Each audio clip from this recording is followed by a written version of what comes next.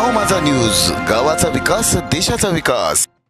बार्शी टाकळी तालुक्यातील आळंदा या छोट्याशा गावातील उमेश नांगे यांनी 16 वर्ष भारतीय सैन्यात घालवली।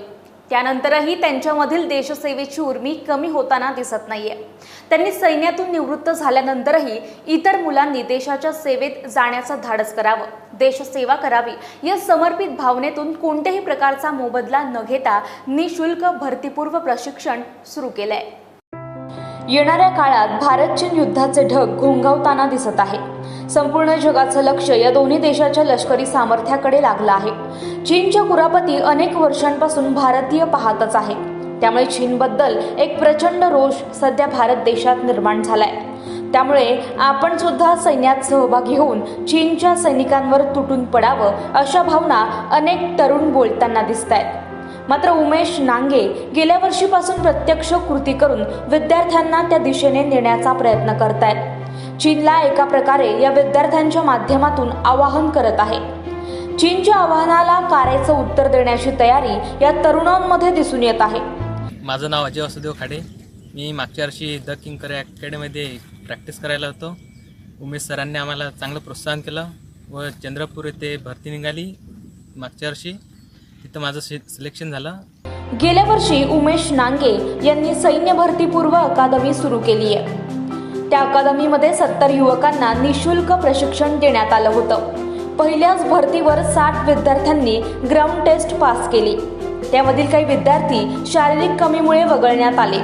मात्र पहिल्याच भरतीमध्ये 9 विद्यार्थी सैन्यात भरती झालेत।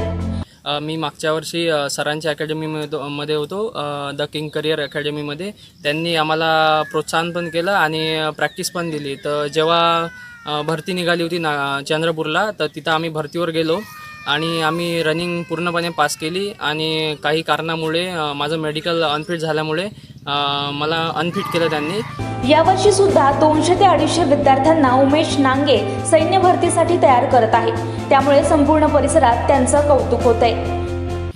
माझं नाव उमेश नागे, मी आळंदातला रहिवासी, द किंग करियर अकॅडमी यांचा मी ट्रेनर आहे।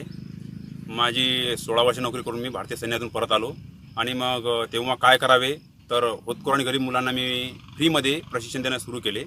आणि मागच्या वर्षी जेव्हा मी सुरू केले तेव्हा माझ्याजवळ प्रतिसाद चांगला मिळाला मला आणि 60 ते 70 मुलं माझ्या अकॅडमीमध्ये आले आणि मी त्यांना प्रशिक्षण दिलं। शारीरिकदृष्ट्या मुलांना फिट कसं करायचं, त्यांचे वॉर्मअप सर्वच मी करून घेतो आणि पेपरची तयारी पण करून घेतो। आणि त्याच्यामध्ये मागच्या वर्षी 9 मुलं हे भारतीय सैन्यामध्ये मी दाखल केले आणि यावर्षी पण माझे टार्गेट त्याचे 50 ते 60 मुलं लावायचे, हेच माझं टार्गेट आहे।